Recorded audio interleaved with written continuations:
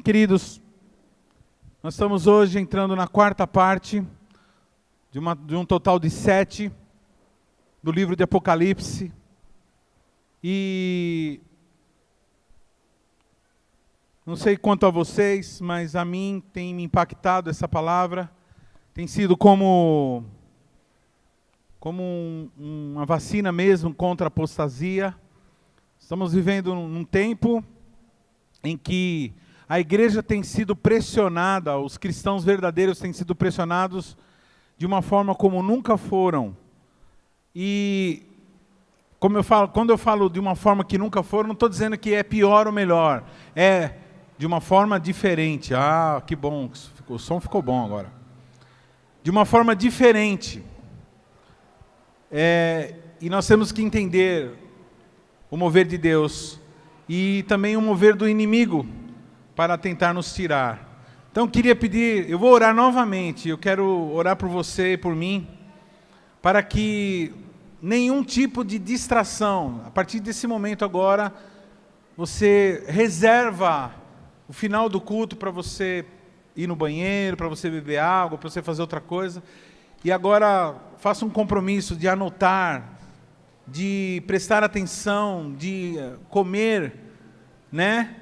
De absorver. Procura não dormir, né? Porque eu sei que depois do almoço assim, né, os irmãos comeram uma comida gostosa aí. Dessa maneira. Então assim, Senhor Jesus, eu quero pedir agora, Pai, que o Teu Espírito Santo esteja revelando, abrindo as nossas mentes, Espírito de vida, Espírito de sabedoria.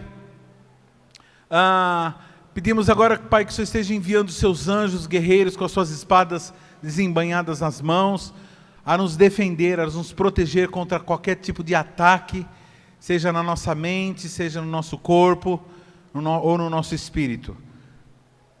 Pedimos agora, Pai, que o Senhor me faça lembrar e me faça falar aquilo que é necessário para esse grupo, Senhor, e que seja edificante para todos nós. Em nome de Jesus, amém. Recapitulando, nós começamos desde as 7 igrejas da Ásia, o Senhor Jesus avisando a igreja, e pelas 7 igrejas Ele resume mais ou menos todos os problemas, os principais problemas que uma igreja pode ser atingida. Então nós vemos lá nas igrejas da Ásia, diante da perseguição, e esse é o assunto do livro de Apocalipse. Qual é o assunto do livro de Apocalipse? Perseguição, resgate e vitória final. Diante de cada uma desses estímulos negativos, algumas igrejas reagem de uma certa forma. Algumas acabaram perdendo o primeiro amor, outras se envolveram com pessoas infiltradas lá dentro, pessoas que eram sedutoras, e outras foram destruídas pelo materialismo, e outras começaram a duvidar da importância real de tudo aquilo que estava acontecendo, já que a igreja, ela não trata de bem-estar físico somente, ela trata de eternidade. E quando se mexe com eternidade, você está mexendo com coisa séria. Amém? Fala o teu irmão assim, quando se mexe com eternidade, você está mexendo com coisa séria. Então não é brincadeira. Isso aqui não é uma brincadeira. Isso aqui não é uma... o que acontece aqui, irmãos, não é uma atividade social. Nós temos atividades sociais muito mais legais. Nós podemos ter amigos e comermos alguma comida em casa, podemos sair, mas a igreja é o corpo de Cristo que está aqui com um propósito, né, de resgatar aqueles que ainda restam para serem resgatados, até que o Senhor venha e nos leve a todos. E enquanto isso não acontece, nós estamos na luta, é uma guerra, e é uma guerra disputada milímetro por milímetro. Você tem uma ideia, quando você faz uma devocional, fala para o teu irmão assim, quando você faz uma devocional, pastor, o que é devocional? Pergunta para o teu líder, o que é devocional? Pelo amor de Deus. O que é uma devocional? Aí ele te responde, é um tempo que a gente separa com Deus, para ler a palavra para reconhecer onde nós estamos errando ou uma possível lugar que nós podemos errar e tomarmos uma decisão. Nós encerramos dizendo, a partir de hoje, eu. Toda vez que você fala assim, a partir de hoje, eu, e toma uma decisão baseada na palavra, o que está acontecendo? Você está tirando das mãos do inimigo um território que foi ocupado desde o seu nascimento. Então, quando você diz assim, a partir de hoje, eu estarei perdoando os meus irmãos. O que você está fazendo? Você está tirando das mãos do inimigo o poder do ódio, o poder do ressentimento, o poder da mágoa, e você está agora colocando o teu coração no poder do perdão, no poder do amor, amém? Então é uma guerra de territórios. Então hoje está sendo pregada uma palavra, e essa palavra, se ela for acatada, mais um pedaço do território vai ser ocupado pela palavra, que é Jesus. Amém? Amém? Glória a Deus. Então nós vimos assim, que nós aprendemos que o livro de Apocalipse é dividido em 7 partes. Fala para o teu irmão, 7 partes. E cada parte conta uma história inteira.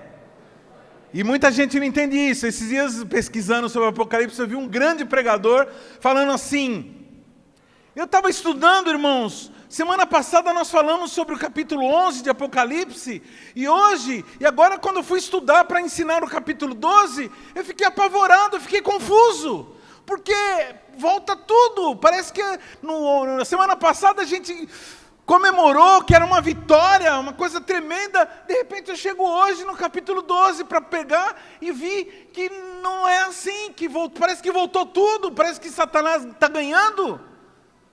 Eu não estou entendendo. Eu falei assim, ele não entendeu que esse livro é dividido em 7 partes. E cada parte conta a história inteira, uma história inteira. Só que cada vez que ele vai contando, ele vai reforçando, ele vai dando detalhes novos. Hoje, alguns personagens novos vão entrar. Aliás, deixa eu falar uma coisa. Apocalipse é dividido em 7 partes, mas também é dividido em 2 partes. Então, essas 7 partes, ela é dividida, capítulo 1, 2, 3, parte 1, parte 2, parte 3, parte 4. Hoje estamos entrando na parte 5, 6, é chuva? Oh, glória a Deus, derrama a sua chuva. Então é dividido em 7 partes, e essas 7 partes são divididas em 2. Uma parte de 4 e outra parte de 3. Hoje nós iniciaremos a parte de 3.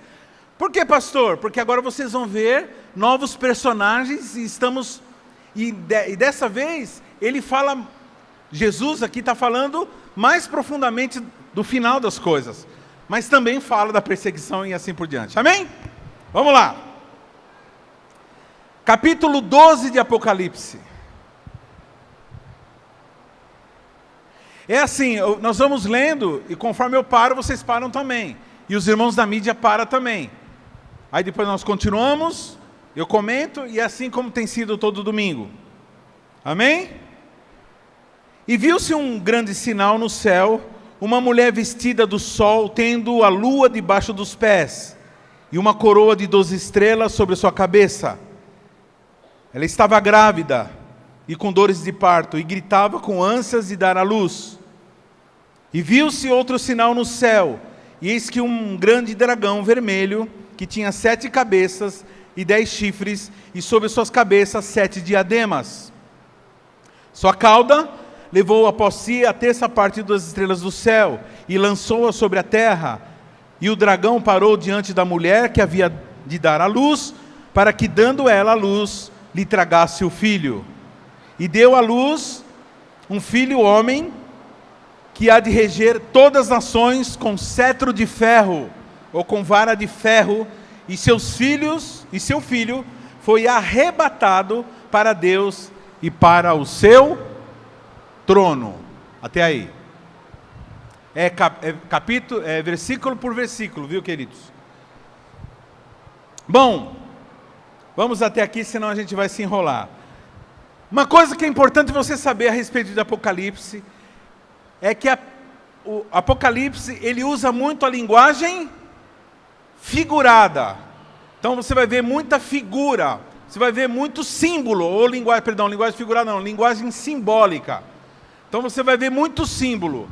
Agora, uma coisa que você não pode confundir é símbolo com, como chama, enigma. Então, fala assim para o seu irmão, o Apocalipse é um livro que usa símbolos, mas não é um livro enigmático. Por usar muitos símbolos, dá a impressão que ele é cheio de enigmas. Enigmas indecifráveis. Ai, o que é isso? Como que é?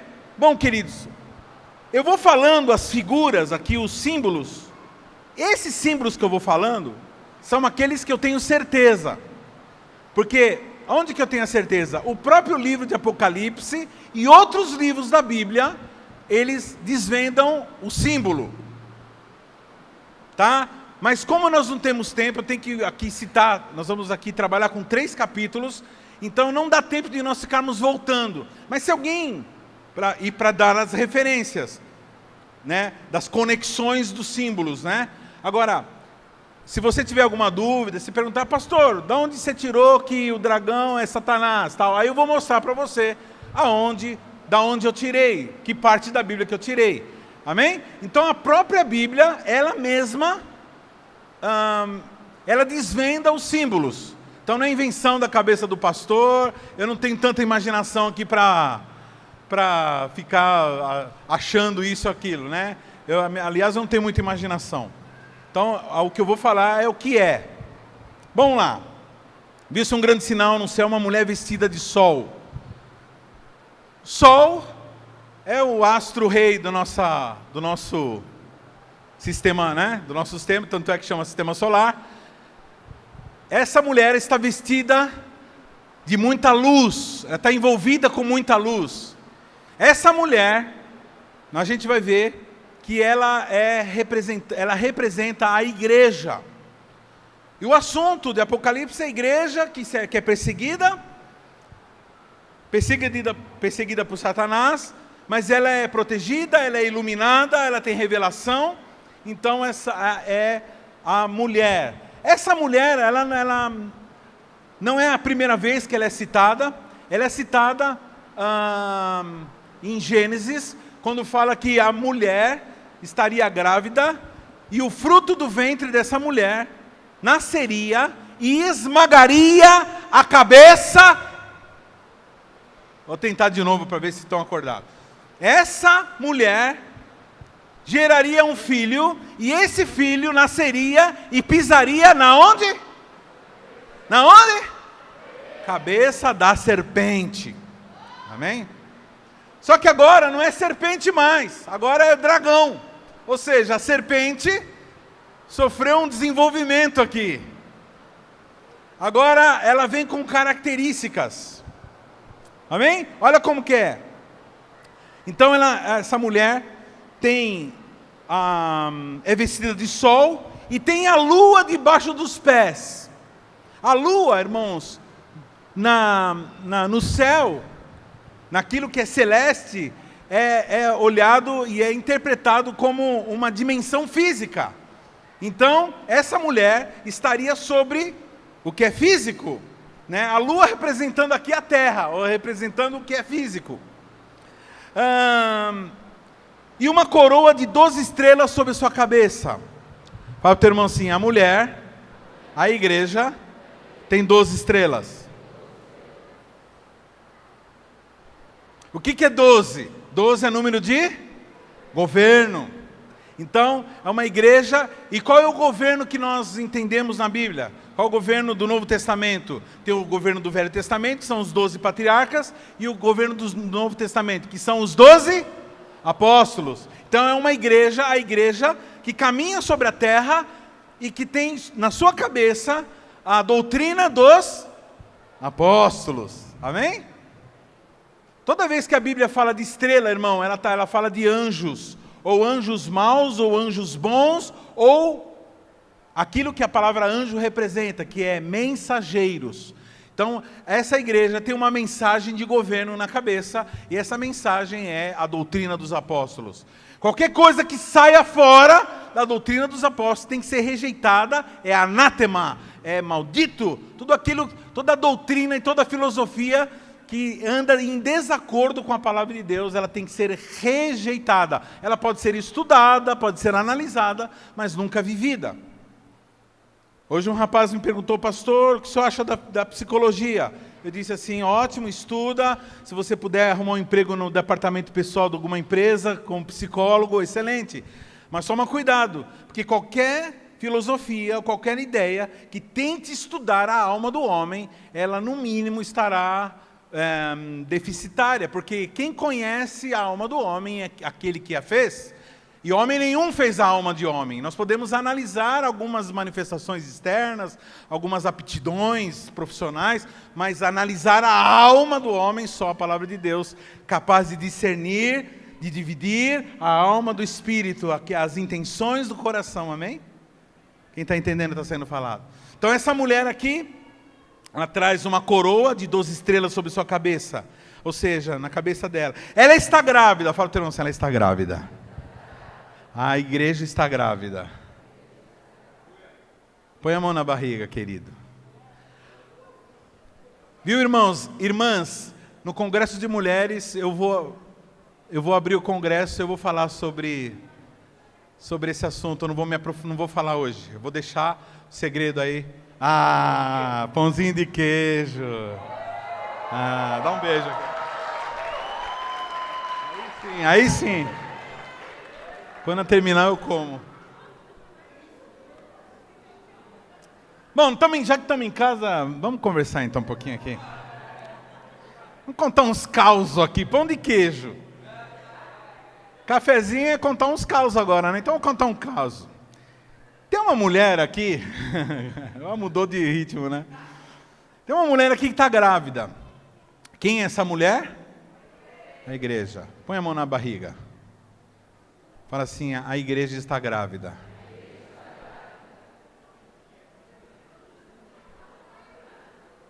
E quem que vai nascer? Quem que brota da igreja? Quem que se manifesta na igreja? O Filho de Deus. Essa mulher está grávida. Ela está grávida de um menino, vamos lá? Está grávida de dores de parto e gritava com ânsias de dar à luz. E viu o outro sinal do céu, eis que um grande dragão vermelho. Essa mulher está grávida, mas aparece um dragão vermelho. Dragão é um desenvolvimento, dragão é um bicho, é um monstro. E ele é vermelho. Vermelho, toda vez que você vê tirando o sangue de Jesus, qualquer coisa vermelha significa guerra, significa tensão, significa violência. Então, esse é um ser monstruoso que representa violência. Esse dragão é certamente Satanás, que tinha 7 cabeças, ou seja, ele tem uma mentalidade, presta atenção, 7 cabeças quer dizer mentalidade inteligente.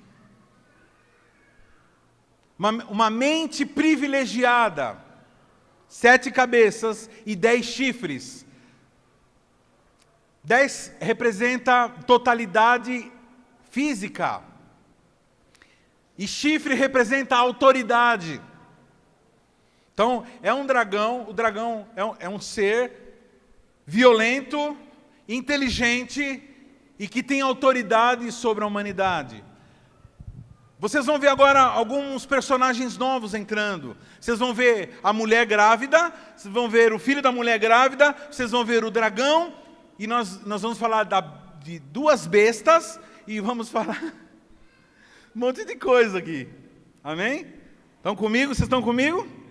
Amém. Tem 10 chifres e sobre suas cabeças 7 diademas. Não tem nada a ver com aquela cidade aqui do ABC. Tem nada a ver. Então vamos falar assim: pastor legal falou da minha cidade. Nada a ver. Diademas é uma espécie de estrela. uma espécie de estrelinha pequenininha, de estrela não, perdão, de coroa, perdão. Espécie de coroa, diadema. 7, falando que essa autoridade tem, ela foi outorgada, ela recebeu essa autoridade. E sua cauda levou após si a terça parte das estrelas do céu. Aqui está falando do quê? Está falando o quê? Da queda de Satanás e da influência que ele teve sobre 1/3 dos anjos que estavam no céu. E quando diz assim, olha só, presta atenção. E a sua cauda levou após si a terça parte das estrelas do céu e lançou-a sobre a terra. E o dragão parou diante da mulher que havia de dar à luz, para que, dando ela à luz, lhe tragasse o filho. Primeira coisa,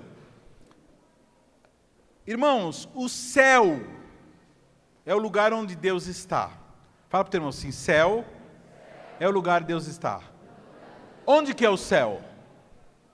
Onde que é o céu? Aponta para mim, onde é o céu? Não, irmão. Irmão, não tem. Onde que é o céu? Céu é o lugar onde Deus está. Por que quando nós falamos de céu nós apontamos para cima? Porque céu é o lugar onde Deus está. E céu está muito alto, muito acima. Ele está acima. Então, o dragão, o que ele faz? Ele derrubou da posição que eles estavam acima. E essa é a intenção do diabo, sempre derrubar as pessoas de cima e lançar elas para baixo. Então, toda vez que você vê céu, a gente pensa assim, céu está acima. É verdade, mas céu não é um lugar físico. Céu é um lugar que é superior a físico. Entendeu? Existe toda vez estou caindo pingo na minha cabeça aqui. Céu é um lugar... Então, esse dragão, ele convenceu... Fala o teu irmão assim, o dragão convenceu... Está parecendo história aqui, né? Mitologia. Convenceu 1/3 do céu. Presta atenção. Toma cuidado, viu? Porque o dragão e os seus missionários são muito bons para convencer. Qualquer um que chegue em você e tente e coloque palavras, ou mesmo sem palavras, tire a tua motivação de estar com os irmãos, estar com Jesus, estar adorando, ele está tentando tirar você do céu. Fala para o teu irmão assim, eu não vou para o céu, eu estou no céu.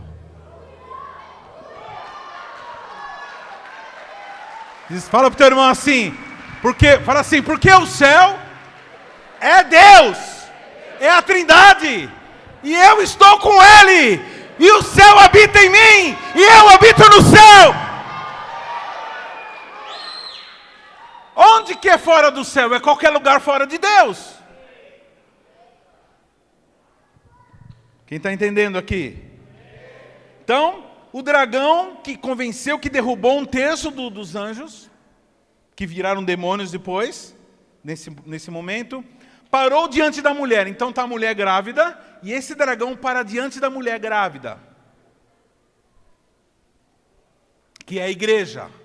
E ele está esperando o quê? Qual a intenção dele? Matar aquela criança, tão logo ela nasça. Nós vamos vendo, irmãos, se você ler, em Gênesis capítulo 3, você vai ver lá a serpente, querendo matar o filho nascendo e pisando na cabeça da serpente. Então isso é uma promessa desde o começo, que o filho da mulher, o filho da igreja, aquele que nasceria, destruiria a serpente, pisaria na cabeça do dragão, da serpente. E nós vamos vendo, irmãos, em todo o Velho Testamento, presta atenção, você vai vendo lá uma sucessão de histórias, sempre com a tentativa de destruir os descendentes de Deus, que acabariam pelo nascimento do Senhor Jesus. Você vai ver lá os patriarcas, as matriarcas, você vai ver lá Sara, Raquel, tendo problemas de ter filhos. Você já não desconfiou disso? Por que as mulheres pelas quais viriam as descendentes de Abraão, por que elas tinham tanta dificuldade em engravidar? Por que todas elas tiveram que passar por um processo de guerra e de fé e de entrega até que elas engravidassem? Quem já pensou nisso aí? Então, tá a sua resposta. Existe uma guerra para que a semente não prospere. Existe uma guerra para que os descendentes não nasçam. Quando uma serva de Deus fica grávida, irmãos, começa uma guerra. Quando uma serva de Deus fica grávida, quando a igreja começa a evangelizar, quando a igreja começa a ganhar almas, quando a igreja começa a levar gente para o encontro, quando a igreja começa a fazer a universidade da vida, começa uma guerra, chama a atenção do dragão.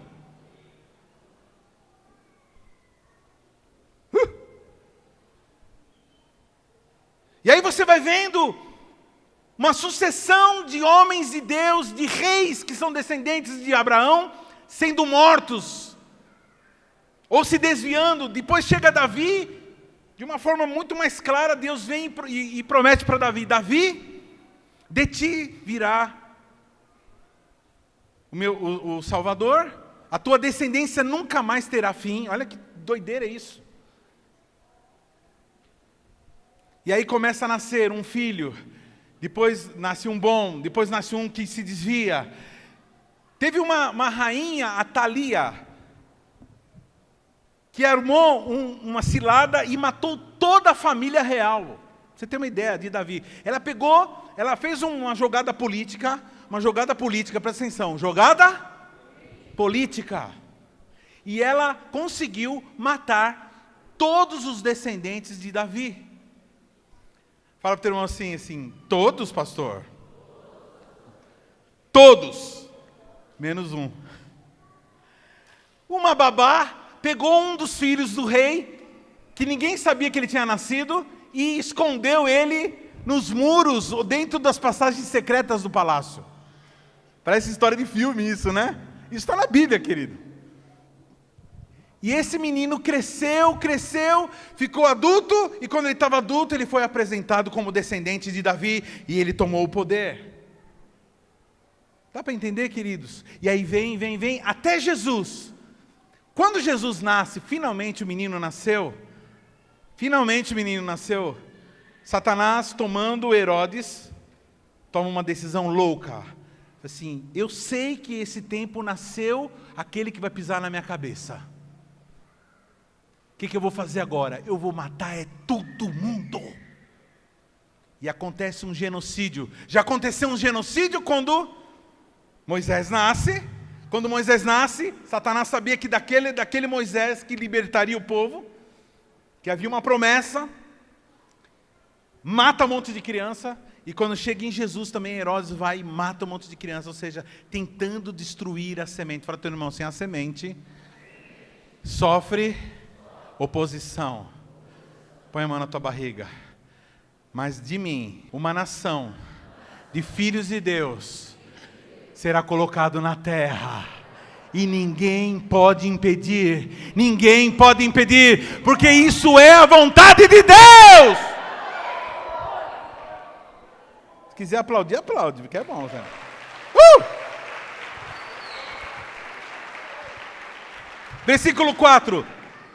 Versículo 5.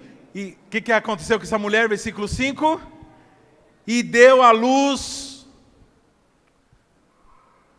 E ela deu à luz a um filho. Fala, vamos ler todos juntos? 1, 2, 3 e... E ela deu à luz a um filho, um homem, que governará todas as nações com cetro de ferro. Seu filho foi arrebatado para junto de Deus, o seu trono. Onde está o Filho de Deus agora? Onde está o Filho de Deus? Quem é o Filho de Deus? Onde está o Filho de Deus? E ele não está aqui, Jesus? Está aqui ou não está? Não, ele está lá no trono. E quem está conosco? O Espírito do Filho de Deus. Fala assim, o Espírito do Filho de Deus habita em mim. Então, o que Jesus está fazendo lá no trono? O que ele está fazendo? E está intercedendo por nós. Satanás, ele acusa você todo dia. Ele fala, olha o que ele fez, olha o que ela fez, olha o que ele pensou, olha o que ela pensou. Jesus está assim, não, mas eu morri por eles, mas eu morri por eles, mas eu morri por eles. Oh!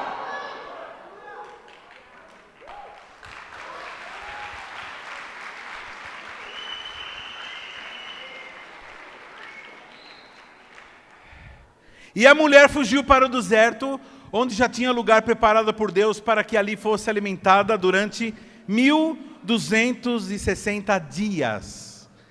1260 dias é 3 anos e meio. 1260 dias, 3 anos e meio. Esse é o tempo. Esse tempo de 1260 dias representa desde que a igreja toma o poder, e também representa os últimos 3 anos da igreja aqui na terra.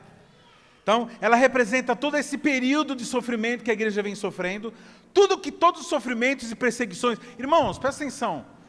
Esse texto que nós estamos lendo aqui, ele foi escrito para a igreja daquela época. Uma igreja que estava debaixo de uma perseguição de um imperador romano. Então, eles precisavam receber isso, saber que aquele período passaria. E isso animaria ele. Mas de uma forma geral, esse período ele vem se estendendo. Mas vai chegar um tempo que durante 3 anos e meio a igreja vai ter que passar, vai ter que sofrer, vai ter que resistir. Por isso que nós estamos sendo avisados. Amém? O meu acusador não tem mais atuação, porque ele foi anulado pelo sacrifício.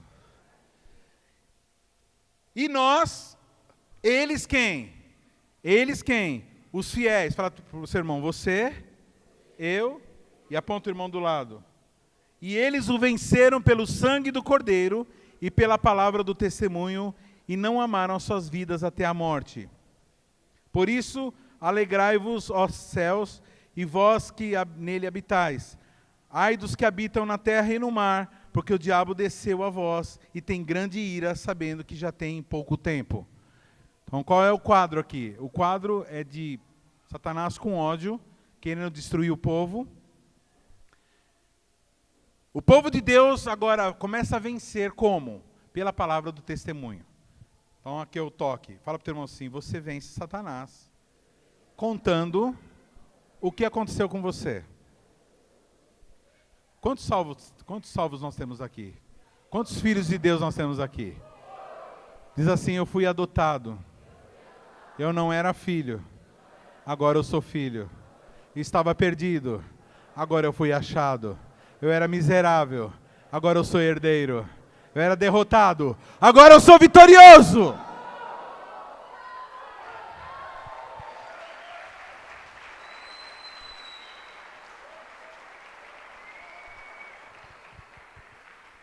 Versículo 13. E quando o dragão viu que fora lançado na terra, o que ele fez? Não está rolando nesse texto aí. Perseguiu a mulher que dera à luz o filho homem. Presta atenção, olha. Quando o dragão que foi lançado na terra perseguiu a mulher que deu à luz ao filho do homem, foram dadas à mulher 2 asas. Fica de pé, querido, fica de pé um pouquinho. Fala assim, eu sou a mulher. Aí os homens falam, eu não vou falar que eu sou mulher, não. Não, você que é homem, você é essa mulher, sim. A igreja. Diz assim, eu sou a igreja. Satanás resolveu me perseguir. Satanás sempre vai querer perseguir a igreja. Mas o Senhor me deu... Não é Red Bull, né? Fala assim, eu recebi asas. Eu recebi asas. Começa a voar. Eu recebi asas!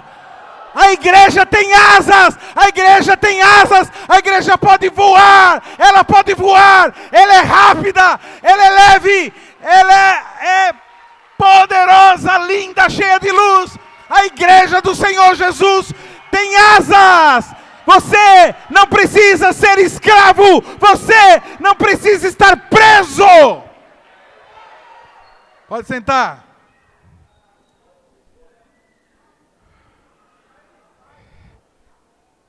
Fala pro teu irmão assim, eu tenho asa, rapaz. Fala pro teu irmão assim, eu tenho asa, rapaz. Eu tenho asa.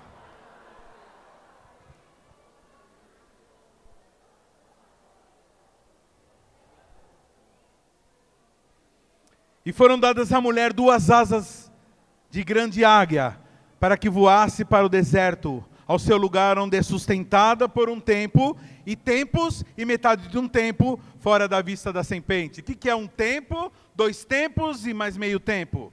1 ano, 3 anos, mais meio tempo. 3 anos e meio. Fala assim, 1 tempo, 2 tempos e metade de um tempo. Então, ele fala 1260 dias, ele fala 1 tempo, 2 tempos e metade de um tempo, mas ele está falando sempre da mesma coisa. Tem outros textos que falam desse mesmo tempo. Daniel fala dessa mesma quantidade de tempo. Que é 1 tempo, 2 tempos e metade de um tempo. Fora da vista da serpente, fala para o irmão assim, a igreja vai atuar de uma forma invisível. A serpente nem vai ver, nem verá o que atingiu ela.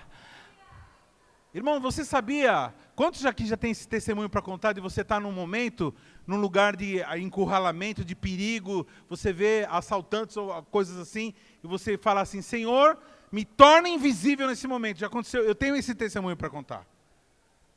Eu estava atravessando uma vez uma passarela, e os caras já estavam prontos para assaltar. Eu falei assim, Senhor, me torna invisível nesse momento. Eu fui passando, e os caras ficaram assim, eles estavam olhando não sei para onde. Eu tinha certeza que eles iam me pegar, mas eu falei, Senhor, me torna invisível. Eu passei batido. Então, faz assim, querido, você vai sair para fazer uma visita, você vai sair para fazer uma visita, você faz assim, Senhor, me torna invisível para o teu inimigo. Me torne invisível para o teu inimigo. Que não haja barreiras, que não haja tropeços, que eu possa fazer a sua obra sem impedimentos, sem empecilhos, sem barreiras. Para que a tua palavra seja bem acolhida, recebida, para que as pessoas tenham proteção para combater ao inimigo. A igreja será protegida. E o dragão irou-se contra a mulher e foi fazer guerra ao remanescente da sua semente, os que guardam os mandamentos de Deus e têm o testemunho de Jesus Cristo. O que acontece? O dragão se levanta contra a mulher, não consegue vencer a mulher. O dragão se levanta contra a semente da mulher, não consegue vencer a semente da mulher. Aí ele vai atrás de quem? Daqueles que são semente da mulher. Ou seja, nós também não prevalece, porque o Senhor nos protege. Então, esse é o quadro. É o quadro de perseguição, é um quadro que a igreja tem sido perseguida e ela é protegida. Protegida como? Protegida, vamos agora no próximo capítulo. Capítulo 13.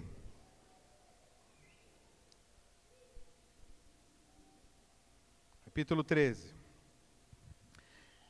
E depois dessas coisas, ouvi no céu uma grande voz de uma grande multidão que dizia, Aleluia, salvação e glória, honra e poder, pertence ao nosso Deus. Vamos lá.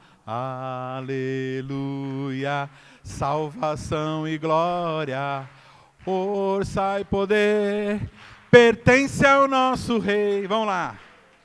Aleluia, salvação e glória, honra e poder, pertence ao nosso Deus, porque verdadeiros e justos são seus juízos, pois julgou a grande prostituta que havia corrompido a terra com a sua fornicação, e das mãos dela vingou o sangue dos seus servos. Quem que é essa grande prostituta? Alguns analistas dizem que são as organizações religiosas, toda organização religiosa que vai contra os verdadeiros filhos de Deus. Tudo que se levanta de uma forma religiosa contra os filhos de Deus são a grande prostituta. Por que prostituta? Porque muita gente abandona Deus, muita gente não serve a Deus em troca de favores.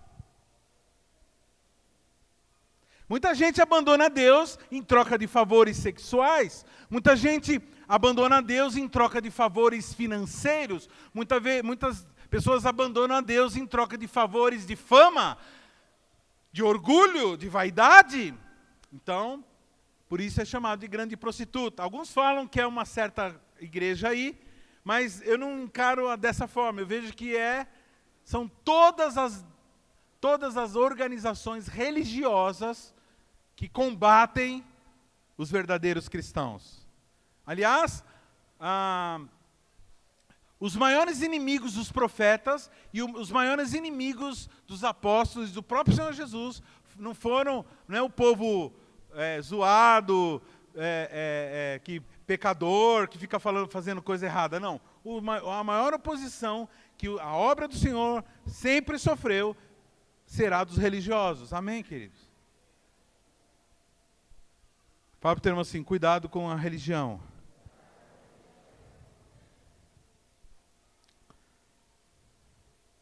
E outra vez disseram, aleluia, e a fumaça dela sobe para todo sempre. E os 24 anciãos e os 4 animais, quem conhece esses personagens aqui? Quem já ouviu falar nesses personagens aqui? 24 anciãos. Explica para o teu irmão aí do lado, quem são os 24 anciãos?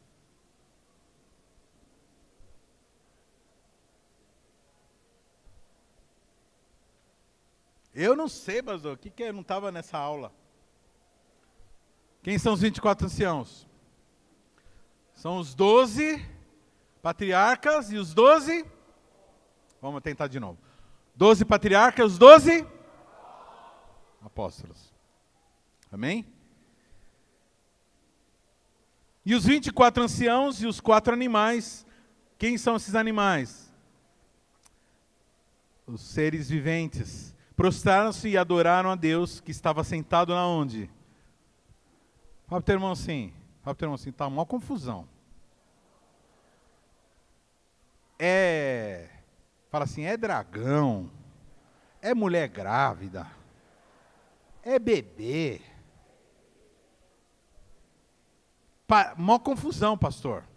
Fala assim, mó confusão, irmão. Fala para o teu irmão, mó confusão. Mas eis que surge o quê? Deus está no seu trono. Deus está no seu trono. Deus está no seu trono. Deus está no seu trono, rodeado pelos 4 seres viventes, pelos 24 anciãos, e continua no trono. Onde é o trono? É o centro do universo. Onde é o centro da nossa vida? É o trono de Deus. Fala para o teu irmão assim, você começa a morrer quando você se afasta do centro do trono. Irmãos, nós somos como esses super-heróis que dependem de energia para viver. Nossa energia espiritual está no trono. Quanto mais longe do trono que a gente fica, mais a gente vai ficando fraco. Quanto mais longe da adoração, mais a gente vai ficando fraco, vai perdendo as forças. Por isso que algumas pessoas falam assim, pastor, eu estou fraco, eu estou sem forças. Sabe por quê? Aonde que nós ficamos sem força? Quando nós nos afastamos do centro do trono de Deus. Do centro do trono de Deus, onde existe poder, força, que pertence ao nosso Rei. Amém? E saiu uma voz do trono que dizia, louvai o nosso Deus, vós os seus servos e vós que temeis assim pequenos e grandes. Quem louva o Senhor? Aqueles que temem a Deus. E eu vi como que voz de uma grande multidão, e como voz de muitas águas, e como a voz de grandes trovões que dizia, aleluia, pois já o Senhor Todo-Poderoso reina. Fala para o Senhor, o Senhor reina.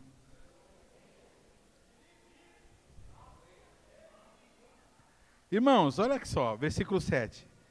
Já que o Senhor reina, regozijemo-nos e alegremo-nos e demos-lhe glória, porque vindas são as bodas do Cordeiro e já a sua esposa se aprontou. Onde está a esposa do Senhor aí? Cadê a esposa do Senhor? Você está pronta, esposa? A esposa do Cordeiro se aprontou. E foi-lhe dado que vestisse de linho fino, puro. Aqui, onde que é isso aqui? Pronto. Olha só, irmãos. O Cordeiro venceu. Vocês estão entendendo o que está acontecendo aqui? A igreja é perseguida com a sua semente, com seus frutos. Ele vem, vence e agora começa a reinar. E foi lhe dado que vestisse linho fino, puro e resplandecente, porque o linho fino são a justiça dos santos. E disse-me, escreve, bem-aventurados aqueles que são chamados às ceias das bodas do Cordeiro. E disse-me, essas são as verdadeiras palavras de Deus. E eu lancei-me aos pés para o adorar. Mas ele disse-me, olha, não faças tal, sou teu conservo e de teus irmãos que têm o testemunho de Jesus. Adora a Deus, porque o testemunho de Jesus é o espírito da profecia. Então, esse anjo que está falando, quando João vê esse anjo falando tudo isso, o que ele faz? Ele se joga aos pés desse anjo. Mas o anjo fala assim, não faça isso. Fala para o teu irmão assim, você não pode se prostrar, nem aos pés de anjo nenhum. Eu acho incrível algumas pessoas, irmãos, que se prostram até aos pés de anjo de barro. Sendo que nem um anjo de verdade nós podemos nos prostrar. Fala para o teu irmão assim, nem anjo de verdade a gente pode se prostrar. Quanto mais um anjo de barro, né, irmão? Aliás, irmãos, um ser humano não pode se prostrar diante de ninguém e de nada, a não ser de Deus. Vocês estão entendendo o que eu estou falando? Pastor, mas eu não me prostro. Então, muitas vezes você não se prostra com o seu joelho, mas você se prostra abrindo mão da sua vida, adorando a outras coisas, a pessoas, a coisas, a posses. E eu lancei-me aos seus pés para adorar, mas ele disse, não pode. Porque o testemunho de Jesus é o espírito da profecia. Qual é o espírito da profecia? O testemunho. Fala para o teu irmão assim, o meu testemunho, aquilo que eu falo e como eu sou de verdade, é o espírito da profecia. Então não adianta, irmãos, a igreja, fala para o teu irmão assim, a igreja de Jesus precisa parar de só falar, ela precisa fazer. Esse grupo aqui, vou tentar com esse grupo aqui. Diz assim, a igreja do Senhor Jesus precisa começar a fazer aquilo que ela fala. Carabina do céu. Fala assim para o teu irmão assim, está na hora de eu começar a fazer aquilo que eu venho falando a vida toda. Por quê? Porque o espírito da profecia é o testemunho. Mistério, pastor, mistério. E vi o céu aberto, eis que um cavalo branco, pronto, agora mais um aparece aqui. Está errado isso aqui. É isso mesmo. E vi o céu aberto, eis que um cavalo branco. E o que estava sentado sobre ele chama-se fiel, verdadeiro, e julga e peleja com justiça. E seus olhos eram como chama de fogo, e sobre a sua cabeça havia muitos diademas. Pronto, a diadema de novo aí, ó. E tinha um enorme escrito que ninguém sabia senão ele mesmo. Ele estava vestido de uma veste tingida de sangue. E o nome pela qual se chama é a Palavra de Deus.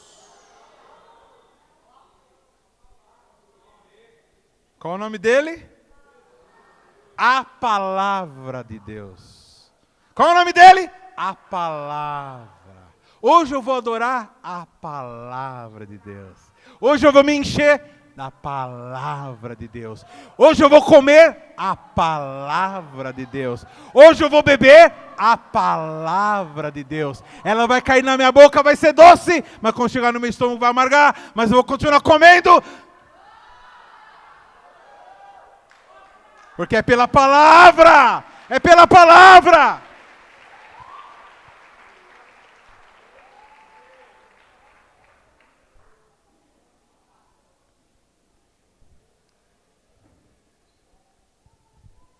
Capítulo 13. Capítulo 13. Capítulo 13. E eu pus-me sobre a areia do mar. Capítulo 13.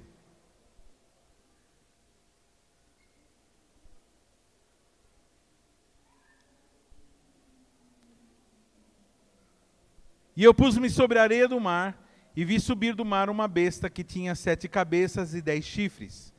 E sobre os seus chifres 10 diademas, e sobre as suas cabeças um nome de blasfêmia.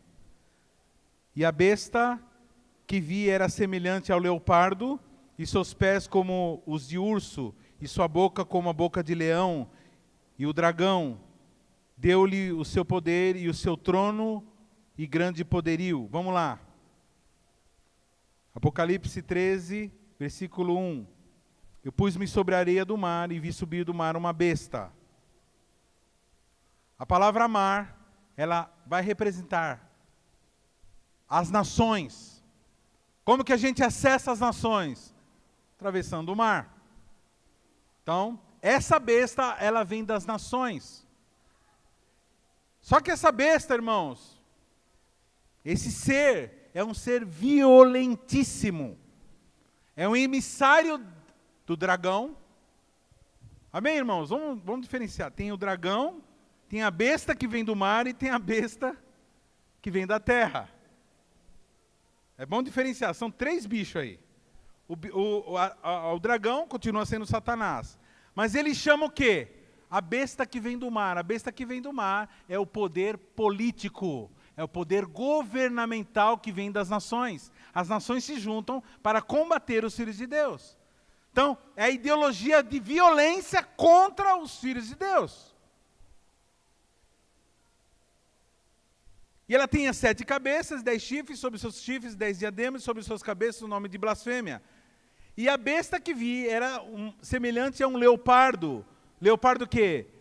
Esses bichos aqui, irmão, leopardo é o quê? É predador. Você tem que evocar as características do animal. Leopardo, os seus pés como de urso. O que tem na mão do urso, nos pés do urso? Unhas. Para que serve a mão do urso? Para que serve para destroçar, para aniquilar, para moer aquilo que esse predador pega. E com a boca de leão, e o dragão deu-lhe o poder e seu trono e grande poderio. Fala para o teu irmão assim, a besta que sai do mar são os governos. E aí alguns falam esses 10 governos, esses 7 chifres, são 7 governos, são 7 conglomerados, os tigres asiáticos, como que é, Europa, como chama a Europa? Mercado Comum Europeu, e assim são os conglomerados, né, Mercosul, são os conglomerados que se juntam para combater de uma forma coesa contra os filhos de Deus. Alguns dizem isso, mas eu quero resumir. Governo. Irmãos, a pastora Carmen esteve num congresso esses dias, a pastora Carmen, mais alguns irmãos aqui, a pastora Jennifer, o pastor Roberuto, a equipe dos Kids estiveram numa programação onde estava a ministra Damares. E ela contando, irmãos, a atrocidade, irmãos, coisas terríveis que estão acontecendo no Brasil há muito tempo. Centenas de bebês têm sido violentados no Brasil e têm sido filmados, e esses filmes custam caríssimo. Pessoas loucas, riquíssimas do mundo todo, compram essas coisas. O mercado dessas coisas é um mercado ativo, caríssimo, porque ele é perigoso, porque ele envolve crime.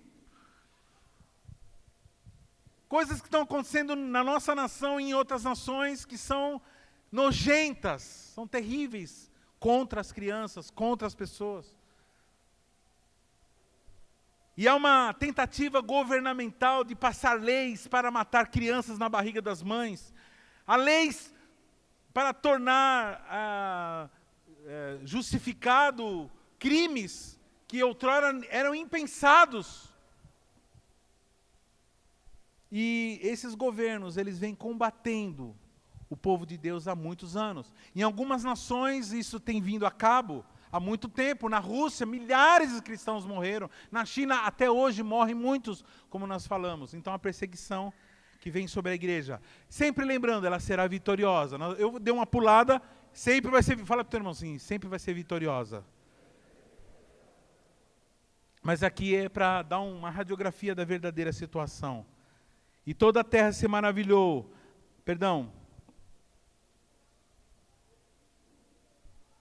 A boca como de leão, e o dragão dele o poder, e o seu trono e grande poderio. Versículo 3 do capítulo 13. E viu uma das suas cabeças como ferida de morte, e a sua chaga mortal foi curada, e toda a terra se maravilhou após a besta. Essa besta tem 10 cabeças, e uma das cabeças foi ferida. Alguns historiadores dizem que é um grande império, que foi anulado por um tempo, que, aliás, deu nome para uma igreja, né? E esse império foi anulado por um tempo, parece que ele perdeu o poder por um tempo, mas ele tem um tempo que ele vai ressurgir, e ele está ressurgindo com toda a força. E aqui ele disse, por um tempo essa cabeça foi machucada, foi ferida, mas ela foi curada, e toda a terra se maravilhou após a besta, e adoraram o dragão que deu à besta o seu poder, e adoraram a besta dizendo, quem é semelhante à besta? Quem pode batalhar contra ela? E foi-lhe dada uma boca para proferir grandes coisas e blasfêmias, e deu-se-lhe poder para agir por 42 meses. 42 meses? 42 meses? 3 anos e meio.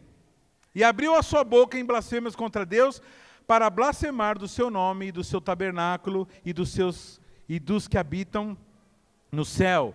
Ou seja, essa besta, essa grande, esse ser, essa organização violenta, política, se levanta para combater. Ela fala coisas contra Deus, contra o céu, que Deus não existe, que é uma bobagem, que Bíblia é uma bobagem, que ser cristão é idiotice. Então,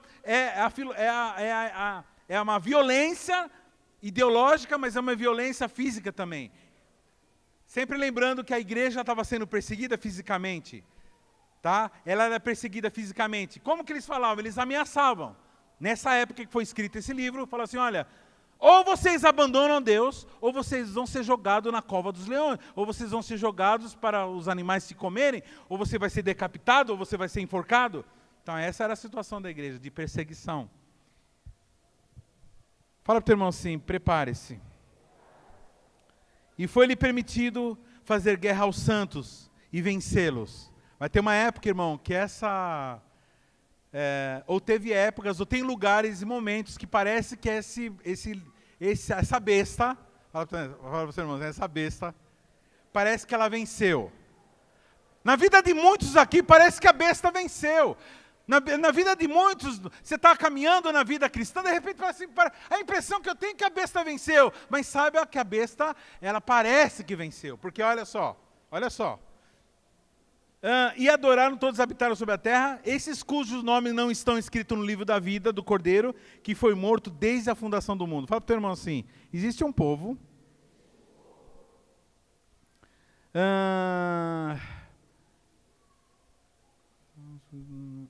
e adoraram todos os que habitam sobre a terra, esses cujos nomes não estão escritos no livro da vida. Quem vai adorar essa besta? Fala para o teu irmão assim, pergunta para o teu irmão, quem vai adorar essa besta? Responde para ele. Irmão, parece complicado o que eu estou falando, não é complicado não, é tudo muito simples. Quem adora a besta? É uma besta, né? Mas quem adora a besta? Quem adora esses governos? Quem paga alto para eles? Então, aqueles que não têm os seus nomes escritos no livro da vida. Fala para o teu irmão assim, eu tenho meu nome escrito no livro da vida. Eu jamais adorarei a besta. Jamais concordarei com a besta.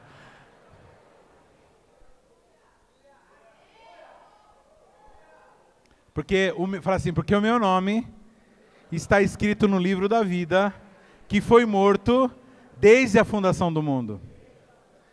Se alguém tem ouvidos, ouça. Quem tem ouvidos aqui? Se alguém leva em cativeiro irá. Se alguém matar a espada, necessário é que a espada seja morto.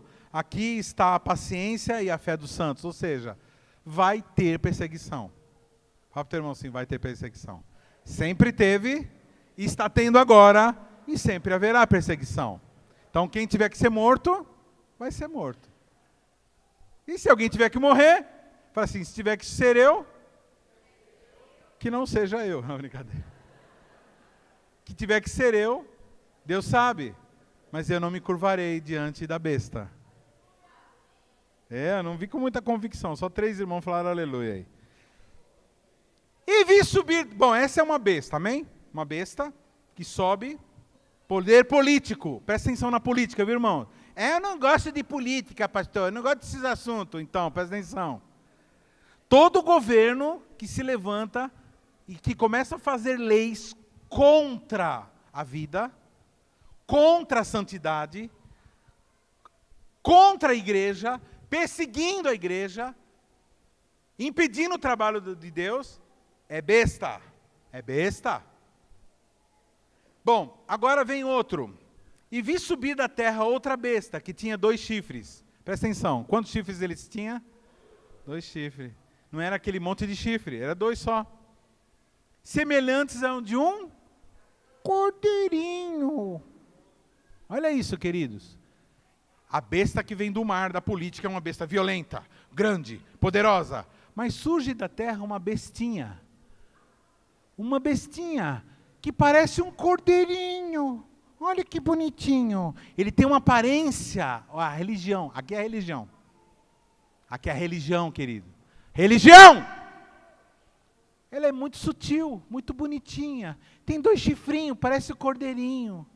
Fala para o teu irmão assim, parece cordeirinho. Semelhantes de um cordeirinho, mas fala com a voz do dragão. Quem que discerne isso? Nós. Porque a gente conhece a voz do cordeiro e a gente conhece a voz do dragão. A gente sabe o que é palavra de cordeiro e a gente sabe o que é palavra de dragão. Pode vir com aparência de cordeiro, mas ela tem a doutrina de dragão.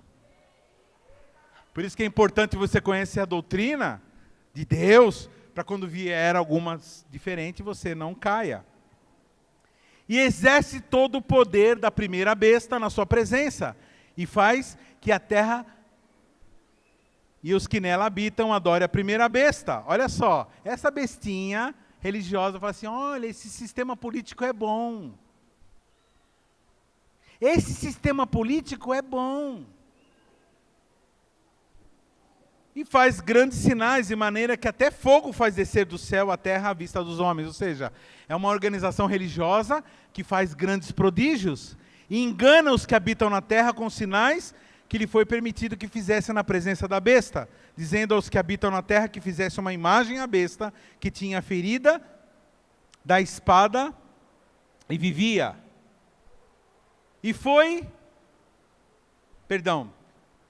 Fizesse uma imagem à besta que tinha a ferida da espada e vivia. Aquela que foi ferida, aquela cabeça que foi ferida, ela vive. Tem a imagem dela. E foi-lhe concedido desse espírito a imagem da besta, para que também a imagem da besta falasse e fizesse que fossem mortos todos os que não adorassem a imagem da besta. Isso aqui, irmãos, aconteceu naquela época. Esse rei Dominiciano, esse imperador Dominiciano, daquela época que foi escrito o livro, ele fez uma grande estátua. E ele colocava uns caras que eram ventrílocos, para falar do lado dela, para dizer, olha, a imagem está falando. É uns picareta. Para quê? para conseguir conquistar o coração e o medo das pessoas, o medo dos seres humanos, para enganá-los. Mas no final do tempo vai ser um outro tipo de besta, alguém que fala, quem sabe o Google, né? Mas é um negócio que fala, que a gente pensa que ele que está falando, sei lá. Presta atenção nas vozes que você ouve, presta atenção nas coisas que você lê, presta atenção nas coisas que falam para você discernir se é besta, se é cordeiro. Vamos lá, agora entra um problema aqui. Esse aqui é um negócio muito falado nas redes sociais. E faz que todos os pequenos e grandes, ricos e pobres, livres e servos, lhe seja posto um sinal na sua mão direita e nas suas testas. Para que ninguém possa comprar ou vender, senão aquele que tiver o sinal ou o nome da besta, ou o número do seu nome. Aqui há sabedoria. Aquele que tem entendimento, calcule o número da besta, porque o número de homem é número de um homem, e o seu número é 666. Vou esperar o Diogo voltar para mim falar para ele, para mim discernir qual é o número da besta, porque ele não está interessado. O número da besta.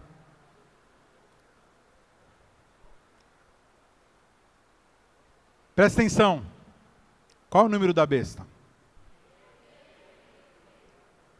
O que é o número da besta? É número do quê? Número do quê? De homem. É uma trindade humana. Ele diz assim, esses receberão uma marca na testa, fala assim, ó, faz assim, testa. E mão. O que é isso daqui, irmãos? O que é a testa? A frente. A minha identidade. Ah, vai ser uma marca, vai ser um chip, vai ser uma tatuagem. Não, irmão. Isso é o seguinte, como você se identifica? Como você se identifica? Como você se identifica? Você se apresenta como servo de Deus? Como aquele que tem o seu nome, o selo da promessa? Você é aquele que... Por que 6? Porque, fala para o teu irmão assim, porque 6 não é 7. Pode ir, Diogo, pode ir. Fica em paz. Porque 6 não é 7. 7 o quê? Perfeição. 6 o quê? É erro. 6 é quase. Tem alguns que são quase cristão. Tem alguns que são quase filho. São alguns que são quase selados. Mas selo mesmo é 7. Quase. Não é. Você sabe o que quer dizer a palavra pecado? Pecado é errar o alvo. Ou seja, bater na trave. O que é 6? É quando bate na trave. Pá! É 6. E 7 é quando entra. 7 é o acerto. Fala para o teu irmão assim. 666 é a reiteração do pecado. É aquele que peca, peca e peca. É aquele que é homem, homem, homem. Ser humano, ser humano, ser humano. Não é 7, 7, 7. É 6, 6, 6. Isso está na mão, ou seja, está na obra da pessoa, o que ela faz. Isso está na identidade, na testa dela. Ela se identifica como homem. Ela gosta das coisas de homem. Ela tem valores de homem. Ela luta por coisas humanas. Ela arrasta sua barriga de homem no chão, homem satanizado. E todos os valores são valores de homem, coisa de homem. E 333, o que é, irmão? 333. Meio besta, piada.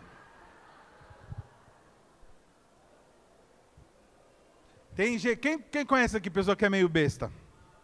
333. Então tem uns caras que são 666 e tem uns que são 333. Que nem besta direito não é, né? Meio besta. Aquela pessoa que fica rica e quer esnobar em cima dos outros, né? Aqui é a sabedoria, aquele que tem entendimento calcule o número da besta, porque o número de homem e o seu número é 666.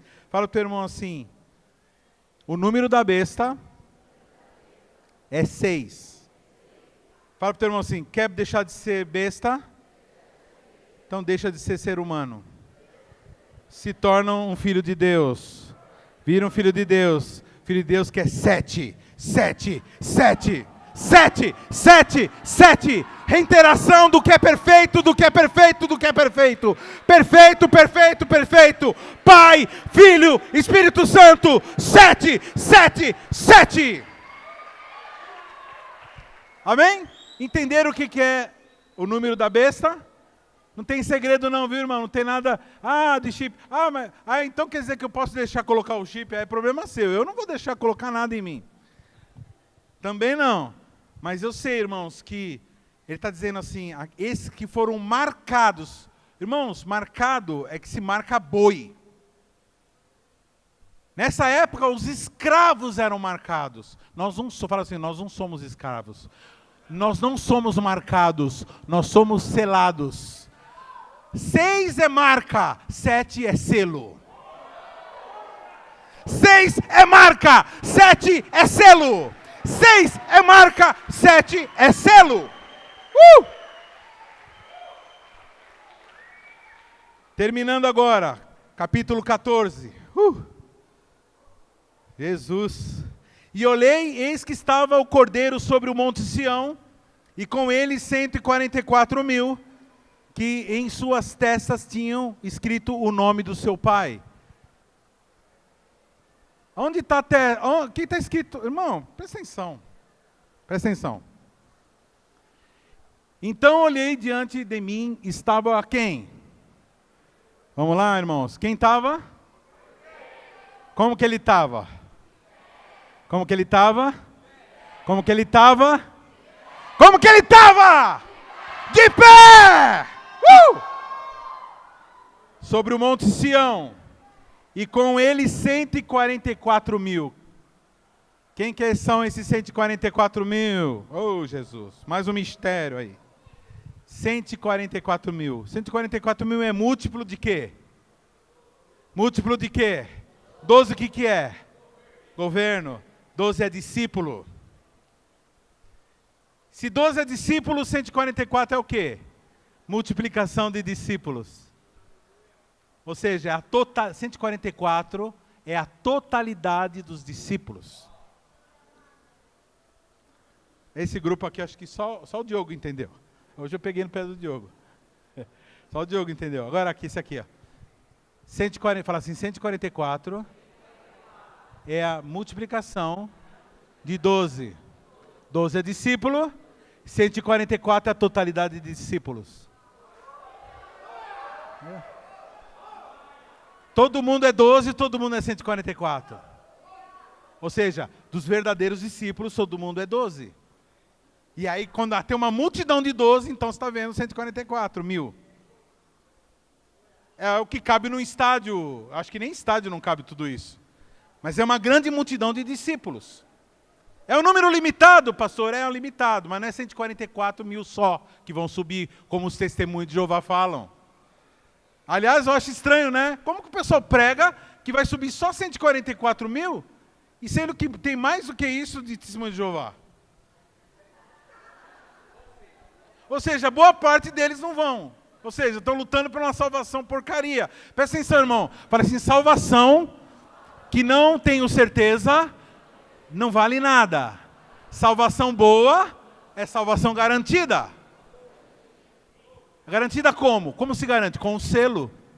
Selo da promessa. 7, 7, 7. E eu olhei que estava o Cordeiro em Sião, com ele 144.000, que em suas testas estava o quê? O nome do seu pai. Fala para o teu irmão o nome do seu pai. É seu Manel.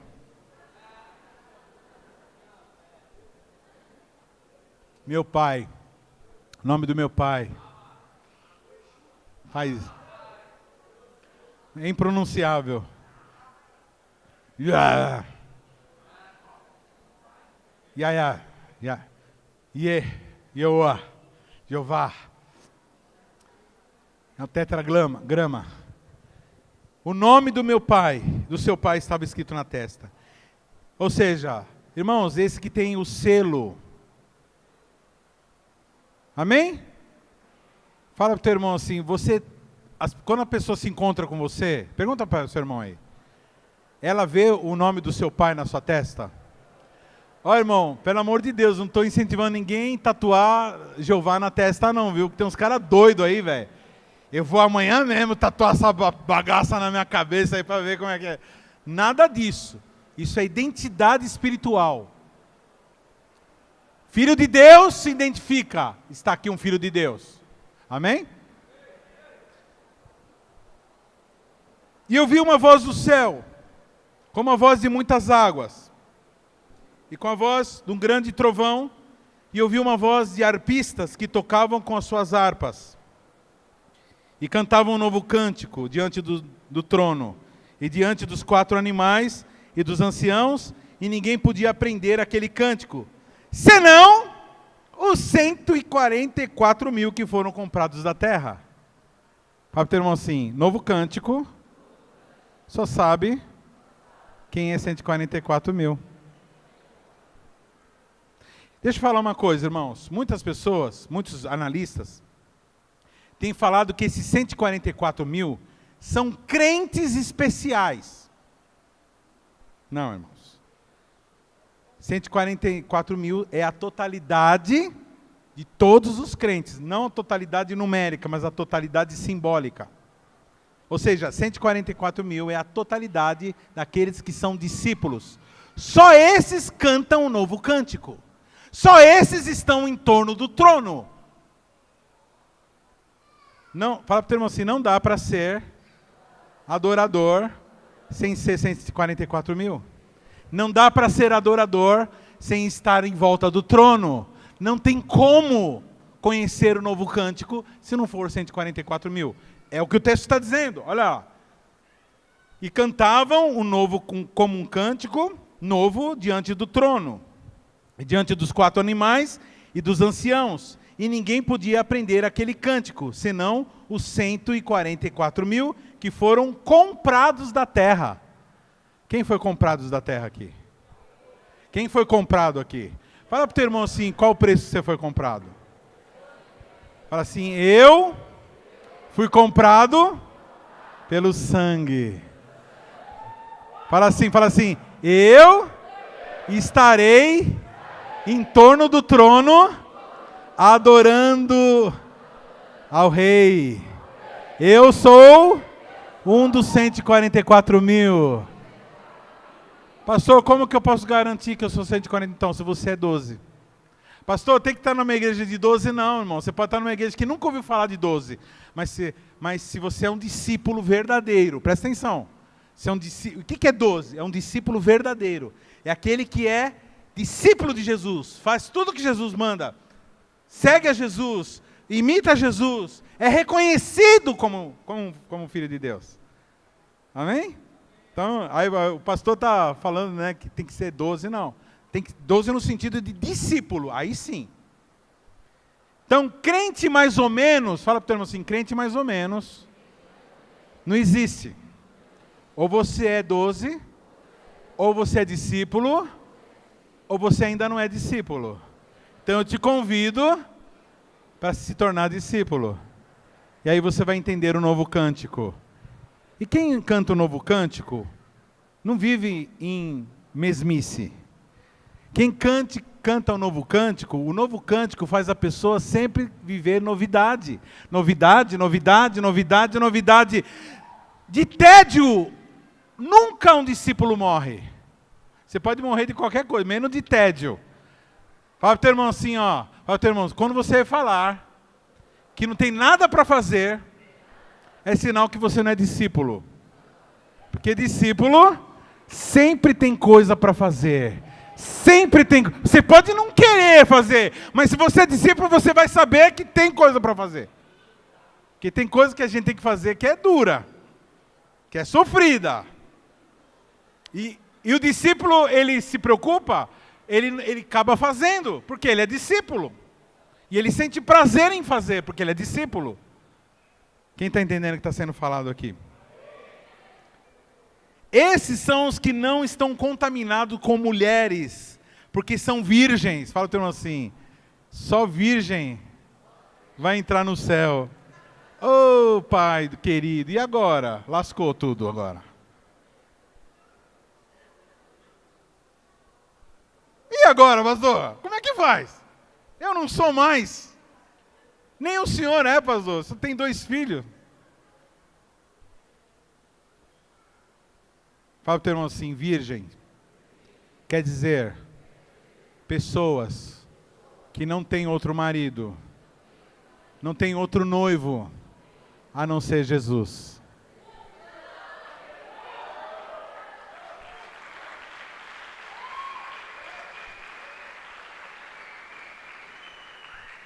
Sabe, querido,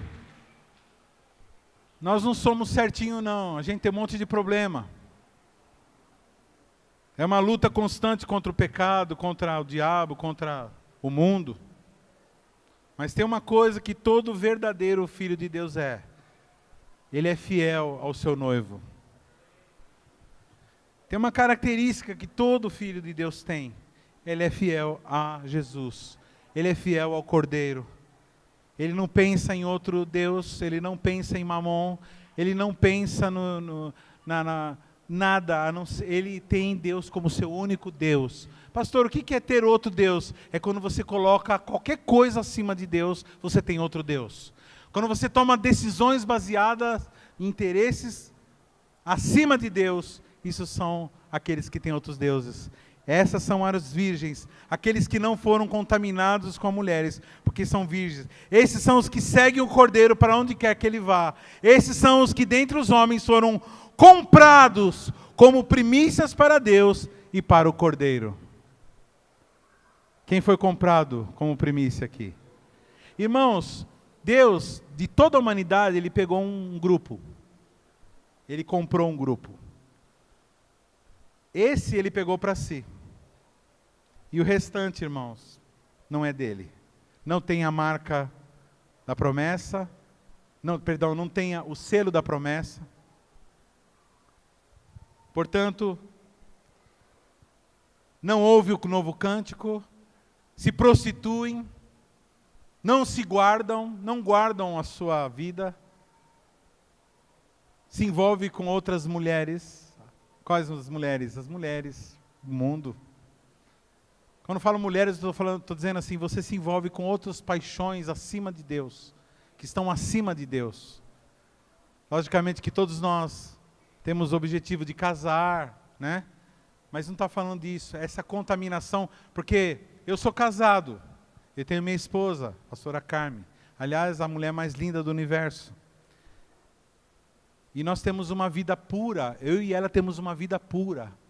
Nós namoramos, né, amor? Joia. Mas nós somos puros, porque nós entregamos o nosso coração, nós dois, a Deus. E só a Ele nós adoramos. Nós somos felizes e damos um para o outro aquilo que é devido dar.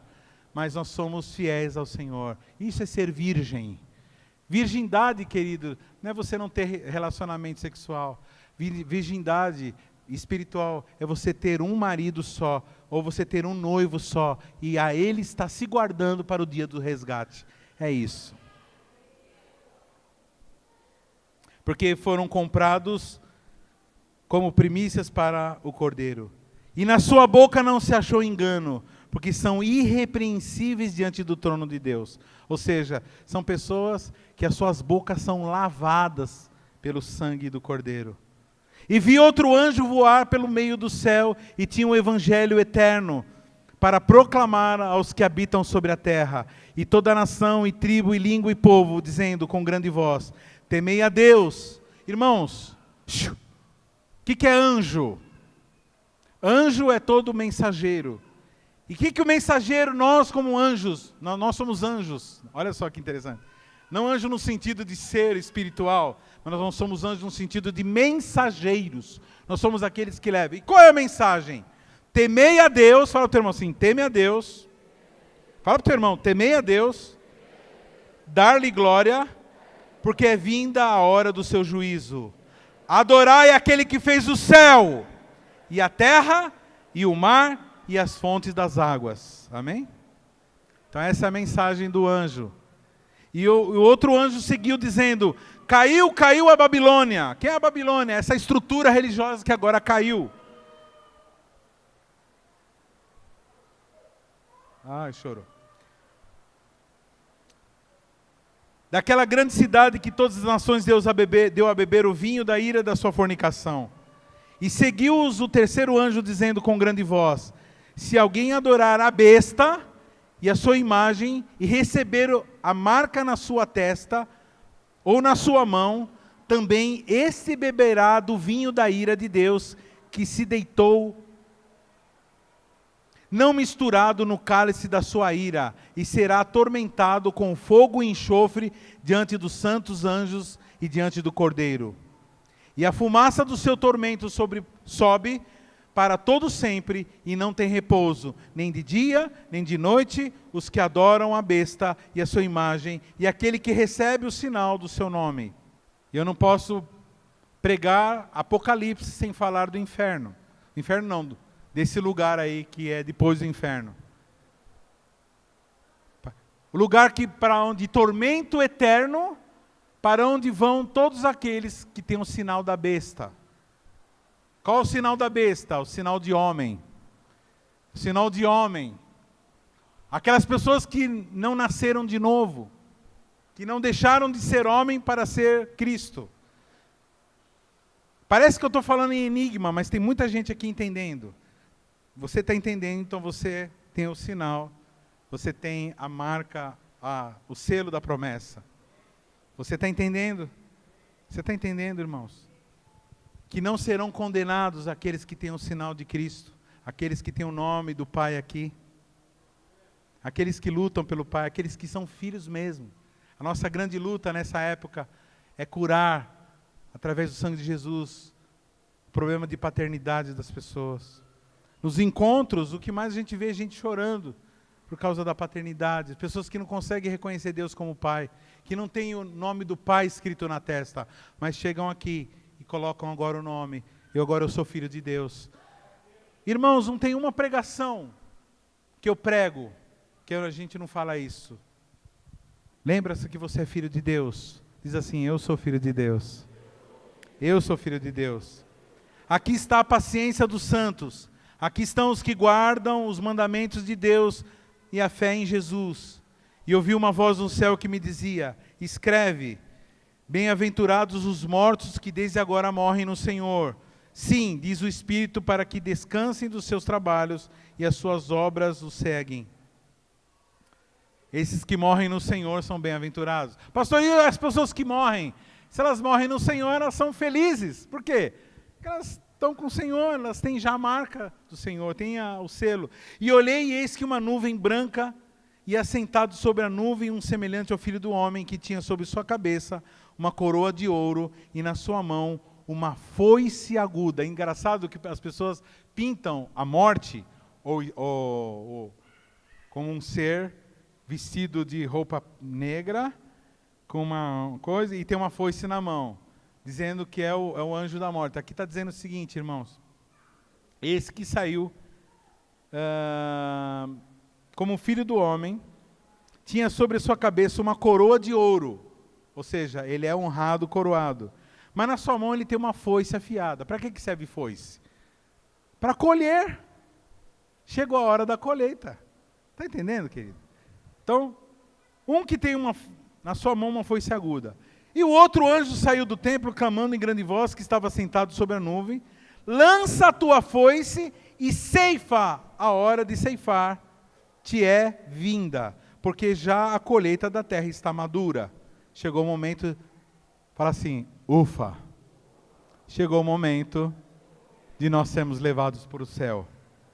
E aquele que estava sentado sobre a nuvem meteu a sua foice à terra, e a terra foi cegada ou cortada. E saiu do templo que está no céu outro anjo, o qual também tinha uma foice aguda. E saiu do altar outro anjo que tinha o poder sobre o fogo, e clamou com grande voz ao que tinha foice aguda, dizendo: lança a tua foice aguda e vindima os cachos da vinha da terra, porque já as suas uvas estão maduras. E o anjo lançou a sua foice à terra, e vindimou as uvas da vinha da terra, e atirou-as no grande lagar da ira de Deus. E o lagar foi pisado fora da cidade, e saiu sangue do lagar até os freios dos cavalos, pelo espaço de 1.600 estádios. Um anjo com uma foice, como um filho do homem, corta, e esse é recolhido. Esses que foram comprados são recolhidos. Outro vem e corta a uva. Aí você fala assim: nossa, pastor, uva é uma coisa tão linda, tão bonitinha. Então aqui, irmãos, é aquilo que tem aparência, aquilo que parece doce, mas aquilo que está sendo cortado e vai ser lançado no lagar. Lagar é um lugar fechado, onde vai ser pisado. E a Bíblia diz que o sangue vai se espalhar por não sei quantos estádios. 300 estádios. Ou seja, vai ser sanguinário, querido. Aqui repetindo o que nós aprendemos nos outros domingos, sobre os anjos da morte, os animais, os gafanhotos, aqueles seres que vêm e vão arrasar com o povo que não é de Deus. Eu termino, queridos, essa singela meditação dizendo o seguinte: vocês estão sendo avisados. Vocês estão sendo avisados. E não somente vocês estão sendo avisados que vai haver uma colheita, mas vocês estão sendo convidados a avisar os teus pais, os teus irmãos, os teus primos, os teus amigos, os teus colegas de ônibus, os teus colegas de trem, os seus colegas de trabalho, os seus colegas de escola, a tua avó, o teu vô, os seus amigos todos, avisem, a colheita está próxima. Saiam pelos ônibus, abram suas bocas, falem com as multidões e digam-lhes: a ceifa está próxima. O Senhor virá com a sua foice para resgatar aqueles que Ele comprou, mas também para que aqueles que não têm o selo da promessa sejam pisados. Pastor, mas Deus é bom. Então, Ele é tão bom que Ele está te dando a oportunidade. Fala para o teu irmão assim: Deus é tão bom que Ele está te dando a oportunidade. Hoje, mais uma vez, você tem uma oportunidade de escrever o nome do Pai na sua fronte. Deus abençoe.